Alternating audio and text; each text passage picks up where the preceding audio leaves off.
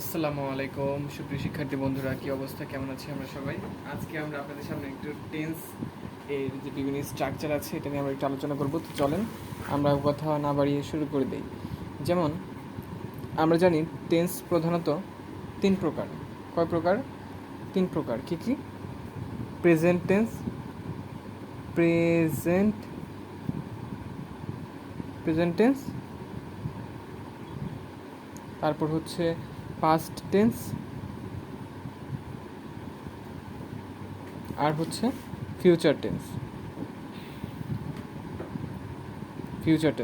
So my dear student, এখন আমাদের এই প্রত্যেকটা টেন্সের আবার চারটা করে প্রকার আছে।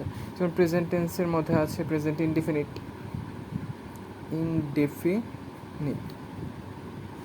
তারপর কন্টিনিউয়াস,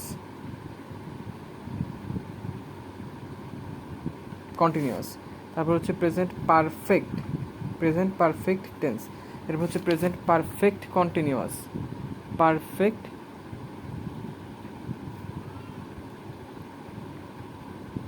কন্টিনিউয়াস। এখন আমরা প্রত্যেকটার স্ট্রাকচার পড়বো। এখান থেকে আমরা স্ট্রাকচারগুলো পড়ার চেষ্টা করি। চলেন, প্রেজেন্ট ইনডিফিনিট টেন্সের যে স্ট্রাকচার সেটা হচ্ছে, প্রেজেন্ট ইনডিফিনিট টেন্সের স্ট্রাকচারটা কি বলতে পারবেন my dear student? Subject plus ভার্বের base form plus object, subject plus V1 মানে ভার্বের বেস ফর্ম প্লাস অবজেক্ট। এখন আমরা একটা এক্সাম্পল পড়ি। এখন আমাকে বলতে পারবেন কে বা কার একটা সেন্টেন্সের সাবজেক্ট হতে পারে? Noun, pronoun, noun phrase, noun clause, এরা একটা সেন্টেন্সের সাবজেক্ট বা অবজেক্ট হতে পারে। সো আমি যদি এখানে লিখি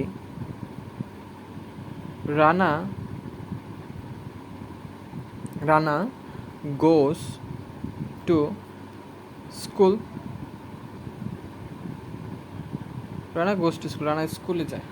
সো এখানে রানা সাবজেক্ট এবং স্কুলটা হচ্ছে আমাদের অবজেক্ট, এবং ভার্ব হচ্ছে গোস। তো এখানে আমরা গোয়ের সাথে এস বা ইএস কেন যুক্ত করলাম? কারণ রানাটা হচ্ছে থার্ড পারসন সিঙ্গুলার নাম্বার। ওকে মাই ডিয়ার স্টুডেন্ট, এরপর আমরা যদি লিখি শি ইটস মানে খায়, শি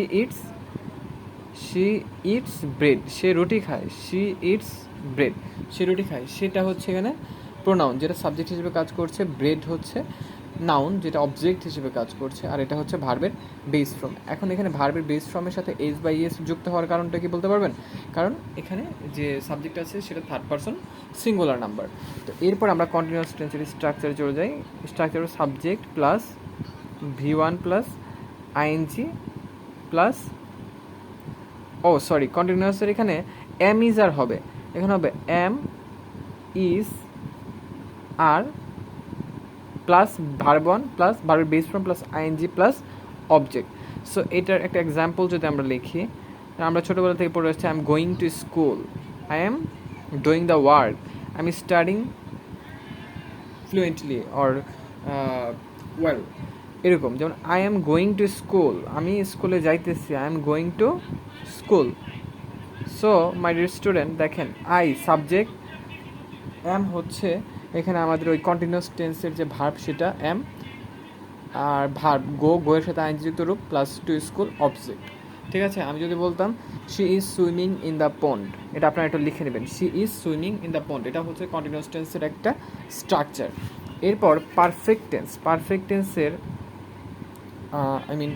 আমাদের পারফেক্ট টেন্সের স্ট্রাকচারটা কি? সাবজেক্ট প্লাস হ্যাভ বা has plus V3 plus object. এই তো এখন এটার যদি আমরা একটা এক্সাম্পল দেখি কি হবে? এক্সাম্পলটা হবে he has done the work, he has done the work, যেহেতু হি থার্ড পারসন সিঙ্গুলার তাই এখানে আমাদের ভার্বটা বসেছি হ্যাজ।